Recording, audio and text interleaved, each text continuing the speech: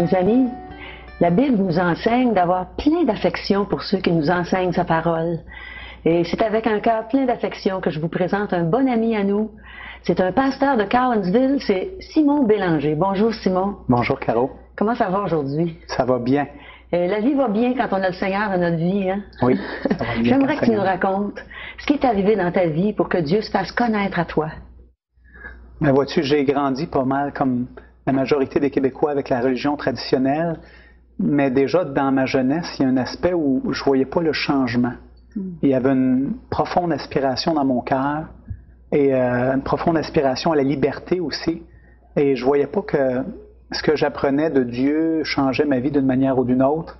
Et déjà, dès mon jeune âge, peut-être 13-14 ans, j'ai commencé à aspirer à être libre, juste d'être libre, parce que je pensais que si je serais libre de faire tout ce que je veux, ça répondrait à mon attente. Et ça remplirait le vide qui était là dans mon cœur. Maintenant, quand j'ai eu 17 ans, j'étais dans une partie de ma vie où c'était la rébellion profonde contre mes parents. Et je suis rentré dans l'armée pour partir de chez nous avant. Et là, j'ai pu, après les 10 semaines d'entraînement, faire tout ce que je voulais. Absolument tout. C'était la liberté totale.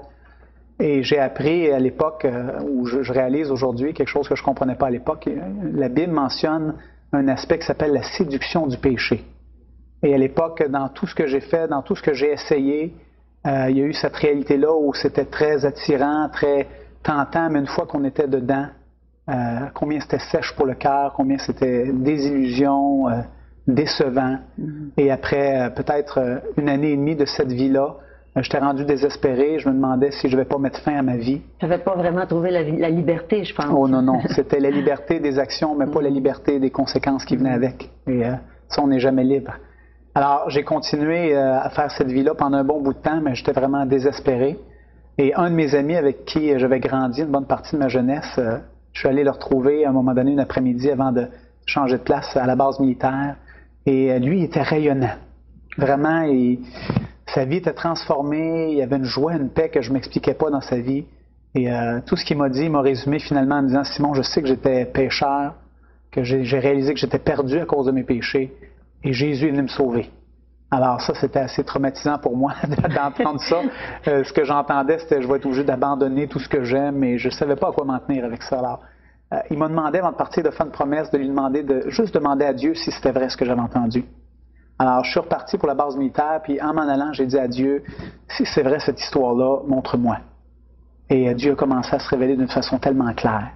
Et juste à faire sentir sa présence. Et je te dirais que ce qui m'a touché le plus, c'est 2-3 personnes que j'ai connues, que leur vie était complètement transformée.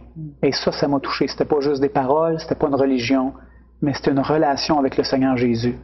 Et le 16 septembre 87, je me rappelle, j'étais dans ma petite chambre à la base militaire à Valcartier.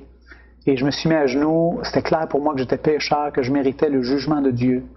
Et j'ai juste demandé au Seigneur si je peux, tout ce que j'ai entendu, si c'est vrai, viens me sauver. Je me repens de mes péchés, je mets ma confiance en toi. Et le lendemain matin, je n'étais plus le même homme.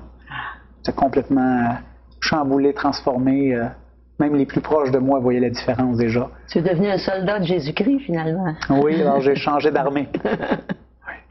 Eh bien, merci Simon, quel beau témoignage. Merci. On sait que Dieu a tant aimé le monde qu'il a donné son Fils unique afin que quiconque croit en lui, les Simon, les Paul, les Louise, quiconque croit en lui ne périsse pas, mais qu'il ait la vie éternelle. Alors, quel beau témoignage, et on remercie nos auditeurs, nos téléspectateurs d'avoir écouté ce beau témoignage.